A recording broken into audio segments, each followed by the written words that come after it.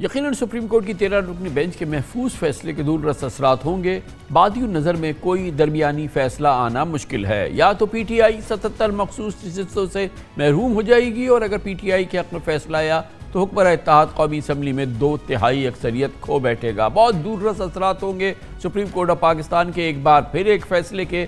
جس کا تعلق پی ٹی آئی سے ہے۔ اس موضوع پر بات کرتے ہیں، اور اس کے لیے ہمیں جوائن کر رہے ہیں پاکستان کے نامور سینئر قانوندان بیرسٹر سلمان اکرم راجہ۔ بہت بہت شکریہ بیرسٹر صاحب، آپ نے ہمیں جوائن کیا ہے۔ بیرسٹر صاحب، یہ فرمائیے گا کہ ایک بار پھر پی ٹی آئی کی سیاسی تقدیر کا فیصلہ سپریم کورٹ کے پاس ہے۔ اس سے پہلے جنوری کو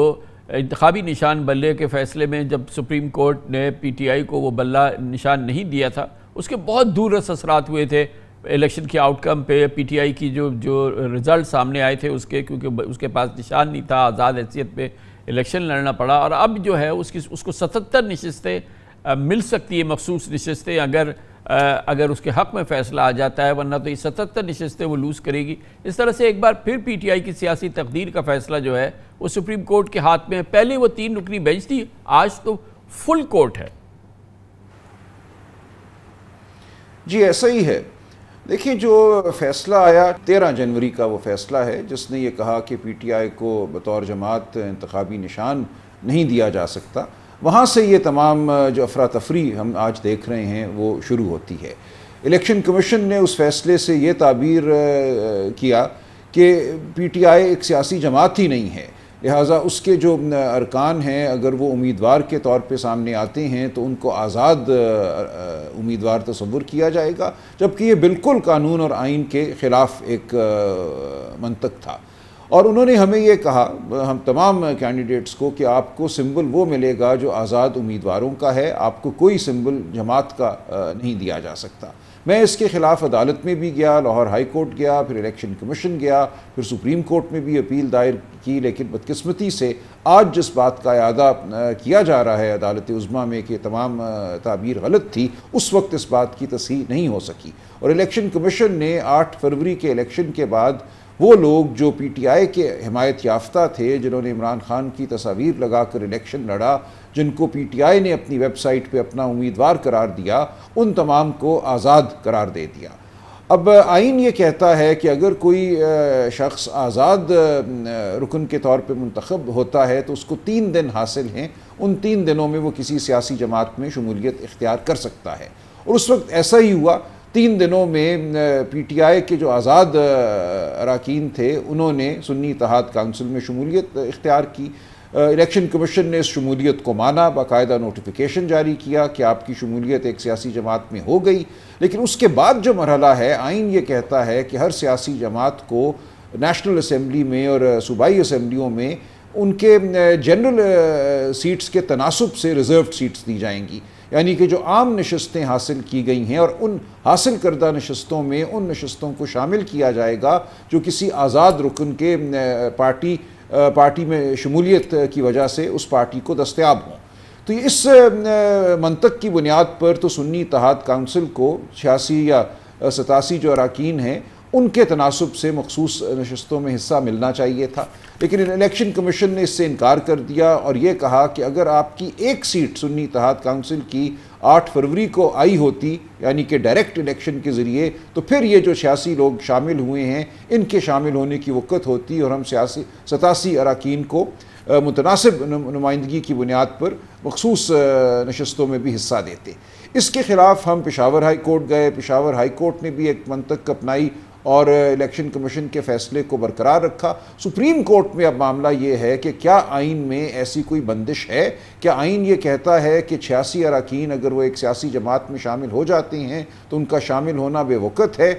ما سوائے یہ کہ اس جماعت کی پہلے سے ایک نشست موجود ہو؟ ہم نے آج یہ بحث کی اور پچھلی 8 پیشیوں سے یہی بحث ہم نے کی ہے کہ آئین میں ایسا کچھ درج نہیں ہے، یہ ایک اختراع ہے الیکشن کمیشن کی اور پشاور ہائی کورٹ کی۔ 2019 میں بلوچستان عوامی پارٹی کو مخصوص نشستیں دی گئی تھیں، اگرچہ اس جماعت نے صوبائی اسمبلی میں کوئی نشست حاصل نہیں کی تھی۔ لہٰذا جو اس وقت سردار رضا صاحب کی سربراہی میں الیکشن کمیشن کی تعویل تھی آئین کی، وہ ٹھیک تعویل تھی، وہ ایسی تعویل نہیں تھی جس کو آج یکسر رد کیا جا سکے حوالہ دیے بغیر۔ ایک بات اہم ہے، وہ یہ کہ جب یہ بلے کے نشان کے حوالے سے سماعت ہو رہی تھی 3 رکنی بینچ کر رہی تھی، تو چیف جسٹس صاحب نے بہت اصرار سے کہا تھا کہ اگر آپ کو مخصوص نشستوں کے معاملے میں اگر کوئی مسئلہ آئے تو اس کے اثرات کسی صورت پہ اس معاملے پہ نہیں ہونے چاہیے، اور آپ کی ریزرو سیٹس کا مسئلہ آئے تو آپ ہمارے پاس ضرور آئیے گا، چاہیں تو آپ ابھی سے اس حوالے سے ایک پٹیشن بھی فائل کر دیں، اور بھی کئی جملے کہے تھے۔ یہ ابھی تک بات سمجھ میں نہیں آئی کہ پی ٹی آئی نے اس آپشن کو کیوں نہیں اپلائی کیا تھا۔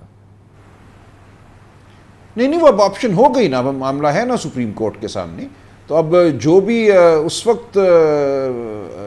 بات ہو سکتی تھی وہ آج بھی ہو سکتی ہے، کوئی اس میں دشواری نہیں ہے۔ لہٰذا آج سپریم کورٹ میں جو بحث ہو رہی ہے، اور ہمیں دونوں طرح کی آراء نظر آ رہی ہیں، ظاہر ہے سپریم کورٹ میں ایک تفریق ہے، تمام قوم یہ دیکھ سکتی ہے، اب دیکھنا یہی ہے کہ اکثریت کس جانب جاتی ہے۔ اس میں ہماری بحث یہ ہے کہ اگر آپ ایک شاید اس معاملے پہ سپریم کورٹ میں جو ہم لوگ جتنا آبزرو کر رہے ہیں کہ شاید بڑی تعداد میں ججز کا وہ اس بات پہ کنونس نظر نہیں آ رہے کہ وہ جماعتیں جن کی کہ مطلب 2 سیٹیں ہیں مگر ان کو 4 ریزرو سیٹیں مل گئی فار ایگزامپل، وہ بات اس سے تو وہ کنونس نہیں ہو رہے، لیکن پی ٹی آئی کا جو معاملہ ہے کہ یہ ساری اس کو مل جانی چاہیے تھی، اس پر شاید وہ اتنے کنونس نظر نہیں آ رہے۔ بہرحال اب فیصلہ آئے گا تو دیکھتے ہیں کیا ہوتا ہے۔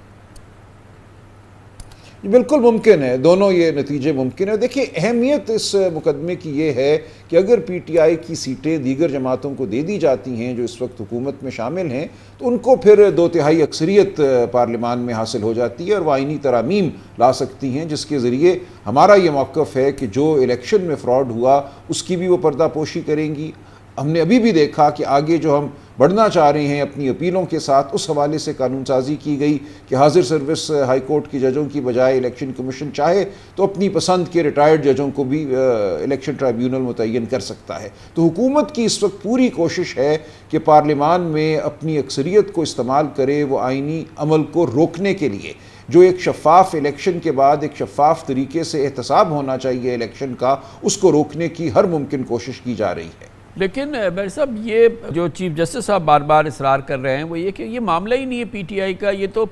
سنی اتحاد کونسل کی مخصوص نشستوں کا معاملہ ہے، پی ٹی آئی تو اس میں فریق ہی نہیں ہے۔ جی ہم یہی بحث کر رہے ہیں، ہم یہی بحث کر رہے ہیں کہ سنی اتحاد کونسل ہی کو یہ نشستیں دی جائیں۔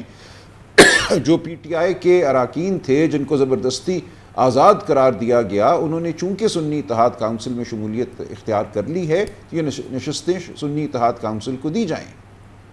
یہ جو آزاد نشستوں پہ منتخب ہوئے تھے پی ٹی آئی کے اراکین، جن کو پی ٹی آئی نے اپنی ویب سائٹ پہ بھی مشتہر کیا تھا، ان آزاد اراکین نے پی ٹی آئی میں شمولیت کیوں نہیں اختیار کی بیر صاحب؟ جی